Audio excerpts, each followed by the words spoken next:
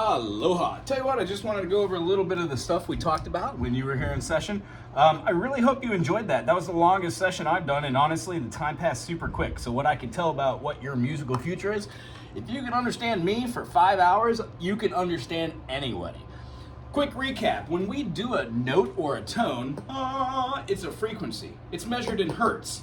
And the concept is, it's a wavelength, the same thing that a photon is. Except that it affects not only our eyes, like a axon and koan, but it affects a fluid-filled sac in the back of our ear with little ganglia here off there. Anyway, when we hear this note as itself, it's just called a single note. When we hear that note together, that note is called a harmony. So when we go through the process of hearing three notes, that's called a chord, and we otherwise know that as being a triad. Triad has a cool symbol like a triangle because it talks about the 1, the 3, and the 5 of any chord making up the major triad. So what we do is we try and learn those in all the different keys. Well, we talked about, as you know, we've got A, B, C, D, E, F, and G. So with A, B, C, D, E, F, and G, no matter where those notes are, we don't go to H. That's the whole concept. When not going to that H note, we would go right back to the 8 or the 1. We don't really call it the 8, we just call it the 1 or the do. One thing that I forgot or neglected to tell you is that the solo fet, the do, re, mi, fa, sol, la, ti, do, I don't really use over here, America, but in the Indian, the Sagam, S, R, G, M, P, D, N, S. We have the same thing, do, re, mi, fa, sol, la, ti, do, but it's sa, re, ga, ma, pa, da, ni, sa. Same expression, just a different word for it. And I find that these phrasings, the words actually flow a little bit better when talking about tempo. Anywho, when we have these notes, we talked about the 1 being the root or the tonic, the 2 being the subtonic right next to the root, the 3 being the mediant. The mediant distinguishes major and minor. We also have the 4, the 5, which is the subdominant, and then the dominant, meaning the dominant just holds a lot of tension. When you use it, it wants to go somewhere else. The 6 is going to be the relative minor of the chord, meaning all the notes that are in this key will also be in this key, the relative minor. Works for every key. This is also called the sub-mediant. We'll get into that a little later. And then this one's called the lending tone or the leading tone. It's the one right before your resolution.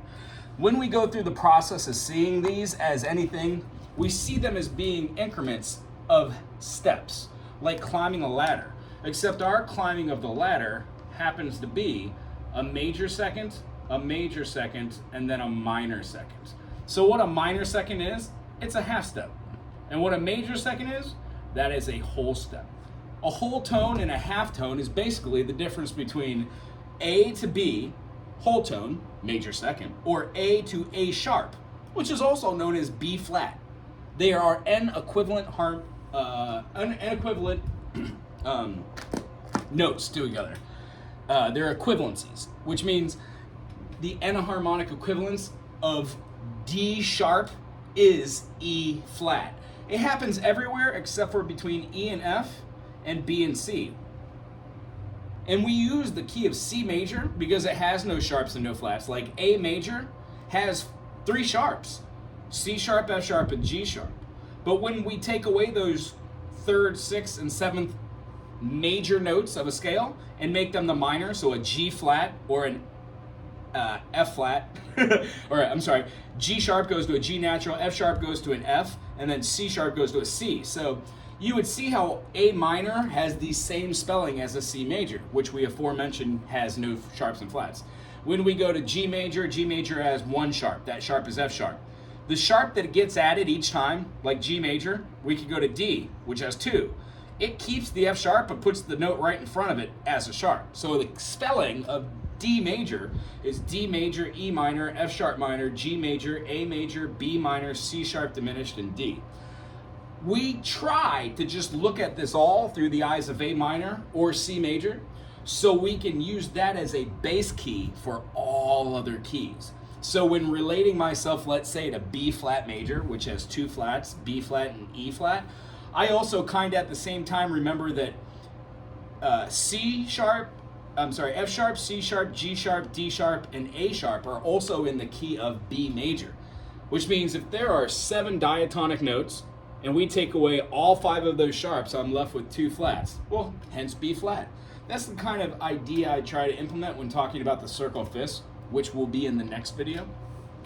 The concept we're going over here is just that these notes and chords make foundations for music, and when we play them going this way, they create tempo, and when we play them stacked, they create tone. These 3 together as a chord can add on another note in the scale. So if we had something like this, just a tiny treble clef, knowing that this is the G line, and we put a single G note here, and we went all the way over to another line, that could be considered an 8th note. Well, that 8th note is just a subdivision of the whole. So what we see is there are 8 eighth notes in a whole. There are 4 quarter notes in a whole note, and there are 2 half notes in a whole note. When we keep that division going with the 16th notes, 32nd notes, etc., we keep adding a bar to that, the top bar, second bar, third bar, so on and so forth, and then we read it as such. So rather than being the same as we would count for whole notes, 1, 2, 3, 4, 1, 2, 3. When we count half notes, we do 1 and 2 and 3 and 4 and 1 and 2 and 3 and 4. You can also count it 1, 3, 1, 3, or 1, 2, 3, 4, 1, 2. I just prefer to count it the same way I count eighth notes. 1 and 2 and 3 and 4 and. So when I go to eighth notes, I exhibit the downbeat. 1 and is already there. 1 and 2 and 3 and 4 and. So between that, half note on the 1 and 3. Well, if we played on every beat, that would give us quarter notes, which are worth 1 beat, not 2, like half notes. When we put 2 beats in there, or essentially 2 fast quarter notes, they become eighth notes. You can fit 1 and 2 and 3 and 4 and 8 of those eighth notes in 4 quarters. Thusly, you could fit 16 1E and a 2E and a 3E and a 4E and a 16th notes inside of a whole note, or 4 quarters, or 2 half notes. When you keep going, it just takes that 1E and a 2E and speeds it up to 1E and a 2E and a 3E and a 4E and a. At that point, if you're doing it with drumsticks, you could count it 1, 2, 3, 4, 5. 1, 2, 3, 4, 5, 6, 7, 8, 9, 10. But then that loses something once you go higher with notes. So we essentially go 1, 2, 3, 4, 1, 2, 3, 4, 1, 2, 3, 4, 1, 2, 3, 4. Or just keep the beat if it's way faster. Instead of saying, you just say 1, 1, 1, 1, 1, 1, 1, 1, 1, 1, 1, 1. Or you subdivide that. 1, 1, 1. So you can go super fast. 1, 1, 1 with those beats. I just can't do it with one hand here. I hope that made sense. So when we go through here and we see it on different instruments like a guitar, there are different strings. The guitar is nothing more than an ukulele with 4 strings. All the strings and all the notes that accord to a 6-string guitar are also equivalent to a baritone ukulele. So when we have a baritone in correlation with a, let's say, a tenor, concert, or soprano, it just has different notes. So when we have an E, the ukulele's top note is an A. E, F, G, A. Oh, well, we need to go up a 4th so we can get our ukulele notes, which would be G, C, E, and A. You can see how when we go down a 5th from that A, B, C, D, E, we get this. Cool, that's the guitar. Piano, we kind of talked about it in a different fashion, but I wanted you to see it kind of with the board here as well. And then I'm just going to take our nifty stand, move it over here.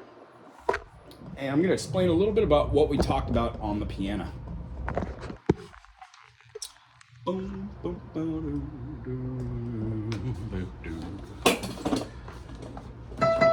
you could hear that. Maybe I should turn down the fan just a bit. So one of the things we talked about, as you know, when we're trying to find middle C, the best way or the best thing that we could possibly do is to find the 2 black notes. So when I find the 2 black notes opposed to the 3 black notes, 2 black notes, I go down a half step or a minor second. I find myself falling onto the C. Well, we have a 1, we have a 2, we have a C3, C4, which C4 just happens to be middle C in between all of the octaves. We have C5, 6, 7, and then 8. This is a standard 88 key, semi-weighted. So when we play our thumb, and then our first finger, our third finger, we cover the first 5 notes of a C major scale.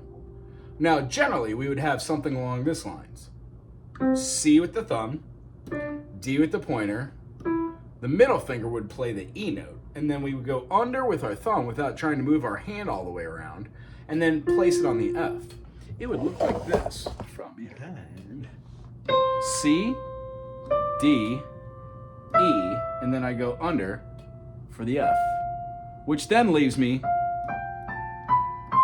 5 fingers to play all the way up and end the major Ionian scale on the C. When I go back down, pinky, ring finger, middle finger, pointer finger, thumb, and then because I have 3 more notes, I'm gonna jump over to my middle finger.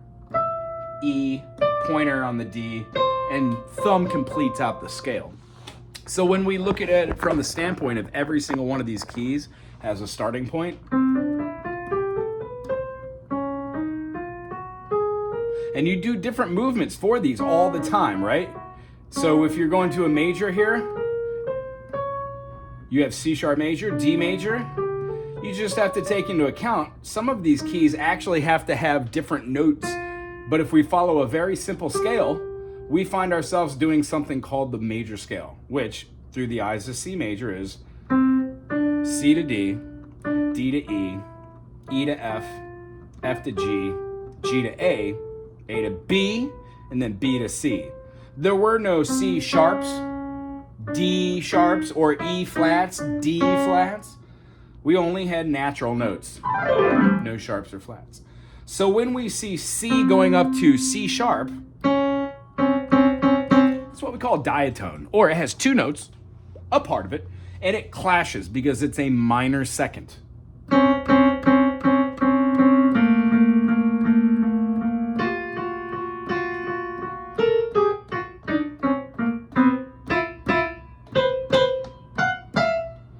It feels weird and causes tension. The next movement inquires that we know what a minor second is.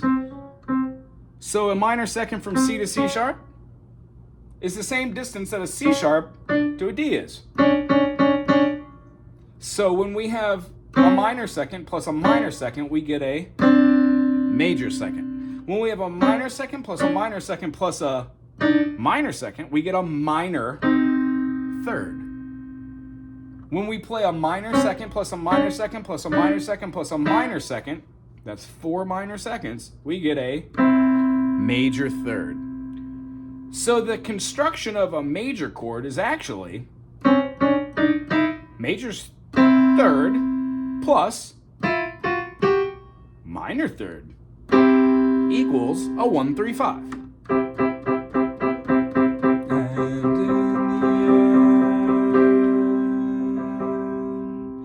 When we play that in reverse, we would put a note down, flattening the median, to get a minor third, and then we would have minor third plus a 1, 2, 3, 4 major third, which gives us a minor chord. When we see this as being a minor second, major third, minor third, major third, we would have a perfect fourth, augmented fourth, perfect fifth, and we'll get back to that because it's really cool. On the piano, all of our spreads are white to white, black to black, except for 2 places, B flat and B. Cover that in just a minute. When we go all the way up, we'd have perfect fourth, augmented fourth, perfect fifth, as we were talking about, augmented fifth. This is gonna be our 6th. We have our minor 7th, and then we have our major 7th, and then we've got a P8, which is an octave. Anything past that goes into a whole new ball game, meaning we can have a C here and a C here. And that's a P8, or a perfect octave. When we go to the next note, it's considered the ninth. It's the same as the second. 1, 2, 3, 4, 5, 6, 7, 8, 9. So if we played a C major, 1, 3, 5, and added the 9, we would have a C add 9. When we put a 7th in there, C major 9, but a C 9 would incorporate this. It has this flat 7th here, the dominant, which lets it springboard onto another chord. So when we play within the notes here, we name them as such. 1, 2, 3, 4, 5, 6, 7, and 1. This, however, is a flat 7, which is a minor, or the dominant 7th. This is a major 6th, or just the 6th. When going down, this is a minor 6th. This is the perfect 5th. That is a flat 5, otherwise known going up as a augmented 4, going down, sharp 5. This is still a perfect 4th. That's the median. This is the minor 3rd. This is the spread from a 1 to a 2, the subdominant, and it wants to resolve from to the 1. When we go past here, we have to add notes accordingly. The only notes that are really past here are going to be our 9, our flat 9, our sharp 9, our 11, our sharp 11, our 13, and yes, we do have like a flat 13 and a sharp 13, but they're not called out a lot. They're basically used in jazz a whole heck of a lot with a bunch of different modes. That's enough that we could talk about, that you could spend many, many, many days just on this concept. 1, 2, 1, 3, 1, 4, 1, 5, 1, 6, 1, 7, 1, 1. 1, 1, 1, 1, 7, 7, 6, 6, 5, 5, 4, 3, 2, 3, 3, 2, flat 2, 1. When we go and we play 1, 2, 3, 4, 5, 6, 7, 1 in every key that is white, we do a 1, 2, 3 finger and then an under, and then use the rest of our fingers. So let's say in the key of B, we have B, we have C sharp, we have D sharp. I'm now going to go under to get our E, and then the next 3 fingers are going to play F sharp, G sharp, A sharp, and the pinky is going to smack the B. That's a full scale. 1, 2, 3, under. 1, 2, 3, end. And when coming down, you cross over with the same finger. So you end on the thumb. That's in the key of B. We generally throw things through the key of C, so if we flatten the 3, the 6, and the 7, it still does the same thing with the fingerings, but now we have a minor. 1, 2, flat 3, 4, 5, flat 6, flat 7, 1. The experience of the minor is cool, I think, because when we play C major, the minor 6, A minor, has all the same notes as C major. A, B, C, D, E, F, G, A. Notice no sharps, no flats. C, D, E, F, G, A, B, C. C major, D minor, E minor, F major, G major, A minor, B diminished, and C. So the B diminished is only in the key of A minor and C major because they're relative. You can play it other places, but it's only relative when you speak it in the key of C as the major 7th, or in A minor as the 2nd diminished. So where we're going to look from this is how to form different notes, chords, and play through different scales. If we were playing something like a, it would just be a 1, 5, 1, 5, 1, 5, 1. This is a 2-note chord progression. In between there, we could have,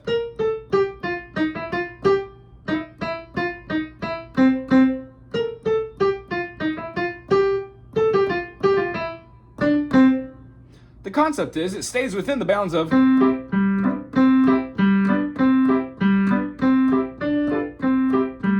if we had any note that wasn't in there, you would definitely hear it. So what we do is we practice different ways of playing 1, 2, 3, 4, 1, 2, 3, 4, 2, 3, 4, 1, 2, 3, 5, 1, 2, 3, 4, 1, 2, 3, 4.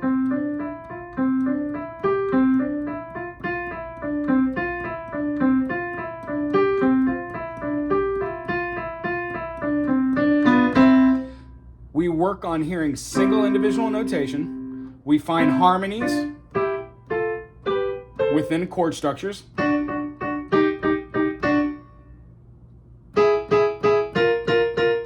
And then we use them to make progressions that sound really pretty.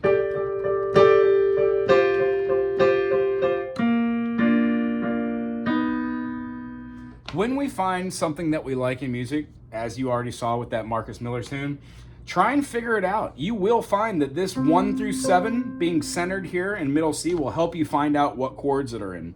If you like a song and you're hearing it in your head, try and play it out and get the progression.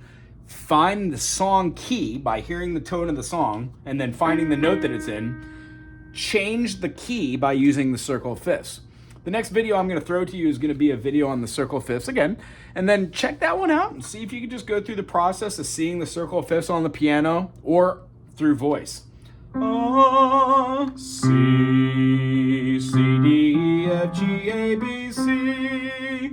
Holding out long notes will improve your voice. I would suggest trying to go C, D, E, F, G, F, E, D, C, C, C sharp, C sharp, D sharp, E sharp, F sharp, G sharp. And then you could go down and do the same thing. You don't necessarily need to know all the names of the notes, but in the beginning, being able to peck these notes out kind of staccato or legato as I'm playing them right now, either long notes or short notes, we would be able to find our groove so our voice can sing along with it. When doing it, try to sit up straight, take deep breaths, and remember the air is coming from the bottom of your diaphragm, right here in your stomach. So when you're trying to get out these notes and you're trying to belt them out, let the air go down into your stomach and then do tests with the notes.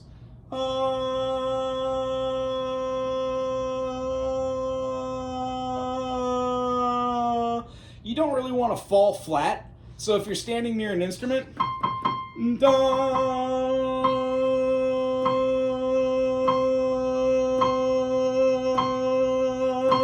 try and hit the note every once in a while so you could tune in with it. I guarantee you after a month or two of doing that and then adding on notes and ideas like this, sing a note,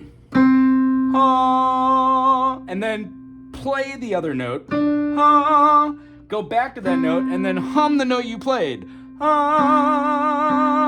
Playing a 1 but singing a 2.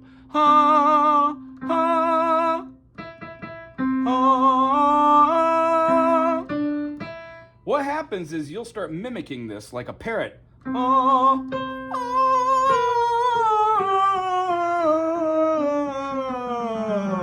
And test yourself all the way down and test yourself all the way up to the breaking point. If you do play piano for a group and you're doing warm-up exercises, here's what they look like.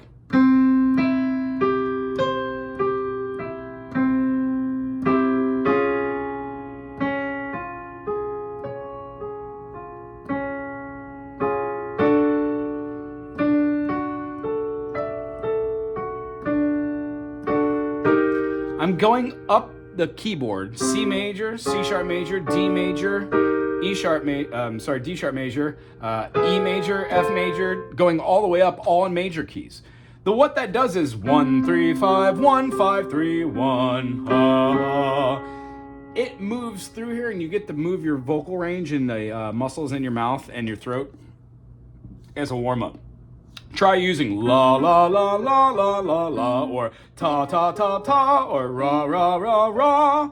Go through ta ra ba ga ma sha ta pa. Each one of these do different things for your lips and for the back of your tongue. You could also go ta ta ta ta ta ta ta ta to experience eighth notes and try and do them faster, like ta ta ta ta ta ta ta ta ta ta ta ta ta ta ta. That exercise helps with pronunciation. So when you're singing, being able to say like Sally picks snails by the seashore. It actually gets really jumbled together when putting a note behind there. Sally, za, za, za, za, za. So you want to pronunciate each one of those syllables, if you would. Cool. This is going to be one of your best friends. When you practice at 3 tempos.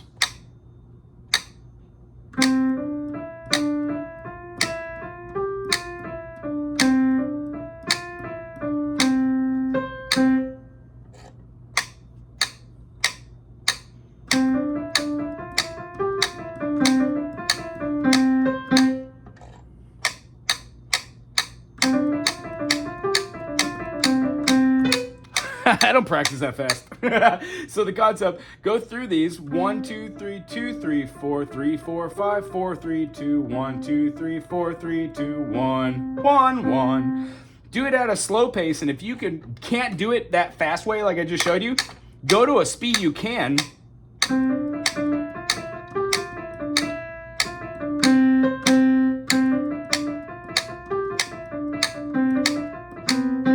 Can't do it at that, go down a little more.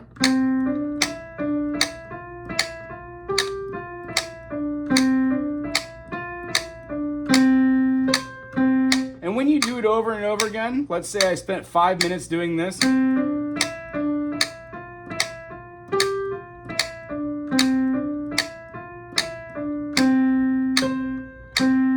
When I do speed it up just a little bit,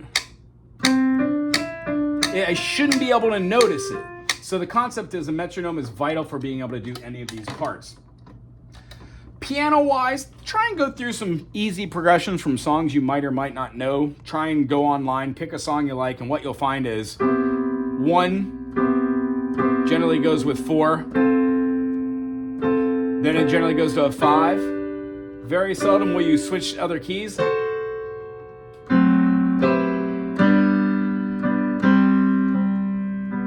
When you do, you'll find chords like this. C major with a 4th is a C sus4, which resolves to the 3. C sus2 incorporates the 2, not the 4. And then resolves up or back down to the 1. When we put those notes up top, that's fine. C, D, E. Let's move this C all the way up here. We still have an E, G, and a C, so it's a first inversion. Utilizing the lowest note on there is now the 3rd of the chord. When we play a G, a C, and an E, that also is a C major, second inversion, because we use the G of the chord, the 5th. When we play a C major and we add a 7th, we can get a 7th note, so it's a 3rd inversion. Watch.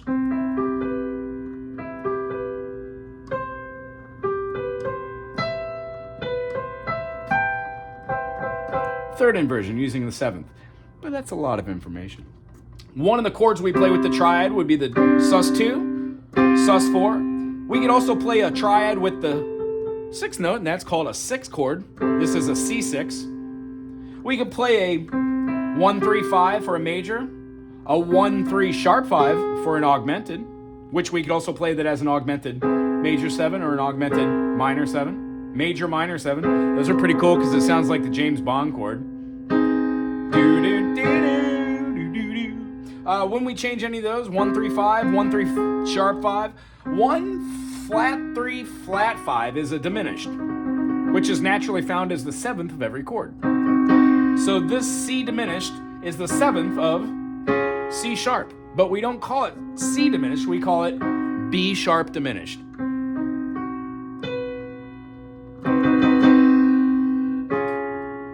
Fun, huh? We're gonna move over this way for the last thing. I'm just gonna show a little bit of rudimentary rhythms on drums, because I don't know if we really even got this, but I wanted you to see it in your own mind's eye. So when holding out an instrument like this, you can play on your arms or anything. I got a bum hand, so I'm just gonna play on my leg. We counted out 1, 2, 3, 4, 1, 2, 3. That's a whole note on a tambourine. If we do half notes, we've got 1, 2, 3, 4. Thusly, when we do, these are whole notes. And then when we do 2 taps, 8th notes, we can also 1 and 2 and 3 and 4 and then we go to a 1 and a 2 and a 3. Those are 1 and a 2 and a 3 and a 4 and a 5 and a 6 and a 7 and an 80 and a 90 and a 10. But that's the reason why we go through the 1 and a 2 and a 3 and a 4 and a 1 and a 2 and a 3 and a 4. So you divide yourselves on the urge to start going above that. The only reason why I would count 5, 6, 7, 8 is if it's like 55 measures of 4/4. So what does 4/4 mean? It means exactly what we're doing. There are 4 quarter notes per measure, and the quarter note will get the beat. So 1, 2, 3, 4. This is my rhythm. So anything else I do to that, ta ta ta ta ta ta ta ta ta ta ta ta ta ta ta ta. It has a different notation, but it's still in 4/4. I can do polyrhythms, where if I had 2, 3, 4, and I had 1, 2, 3, 4, 5, 6, 1, 2, 3, 4, 5, 1, 2, 3, 4, 5, 6, 1, 2, 3, 4, 5, 1, 2. That would be 11. Does that make sense? I hope so. You could call it a measure of 5-4 and a measure of 6-4, but when you count them both up, you keep the denominator the same. So one of the things we try and practice here with our hands and the stick work is to take this concept of what I'm about to show you, work on a little piano, little voice, little stringed instrument, a little bit of woodwind if you can. Fit that in there, maybe like a clarinet or something fun. We hold the stick, we get arms. That's the foundation, that's one of them. Second foundation is a wrist work, where we just take the wrist, we hold it loosey-goosey with it sticking out, almost as if we were to go, okay, ayo, and just put the stick in right through there and have it pop out just a tiny bit back here. We don't really want to hold the drumsticks upside down. We want to hold it with our mitts right over the top, and our wrist is going to go back and down. That is a wrist movement. So arms, wrist. And then the next one, we tilt slightly to the side so our thumb's pointing straight. And then what we do is we fulcrum the stick. This is called finger work. It looks a little weird because my hands are out. I generally don't play like that, but I use my pointer finger to practice with a straight stick. Second finger, dare I say third finger? Oops. There is a third finger. And I can tell you, by the time that you do your pinky for like 25 minutes straight, by the time you go back to your first finger or second finger together, ooh-wee, got some good finger work. So the concept is, you do these same movements together. Keep a solid metronome. 1, 2, 3, 4. 1, 2, 3, 4. 1, 2, 3, 4. 1, 2, 3, 4. 1 and 2 and 3 and 4 and 1 and a 2 and a 3 and a 4 and a 1 and a 3 and a 3 and a 4 and 1 and a 3 and a 3 and a 4. That exhibits the fastest you generally need to go on any drum kit. The idea now is, because I did it with my right hand and my right foot, I would then move it to my, let's say both of my feet. We would still have 1, 2, 3, 4, but I would have this leg going 1, 2, 3, 4, half note, quarters together. Now here's where it gets weird. Eighth note, eighth note, eighth note, eighth note. 1 E and a 2 E and a 3 E and a 4 E and a... See how I exhibited 16th notes over here? I happen to think that if you could play 16th notes with your bass feet and your hi-hat controller feet, when you do this, 1, 2, 3, 4, 1, 2, 3, 4, 1 and 2 and 3 and 4 and 1 and 2 and 3 and 4 and 1 and a 2 and a 3 and a 4 and a back. These eighth notes, when you speed them up like tap dancing, those become ta ta ta ta ta ta ta ta, which is super fast. There are other types of notation, but as long as you just know that your core 5, core 6 notes are your whole note, you have a half note, quarter note, eighth note, 16th, and 32nd, you're gonna be fine reading any application. I will also send you a little sight reading site on YouTube, which is super fun. I hope you really enjoyed this video. I enjoyed seeing you. Ask any questions you might have. And also, I understand that you're a minor. However, I'm not going to put this on a child thing because I want there to be a comment section. If I put it on the made for kids, it doesn't allow us to communicate. So I'm just going to put that through, and then ask me any questions you need to there, or you can ask me on the email as well. Very nice meeting you, and look forward to the next video as well.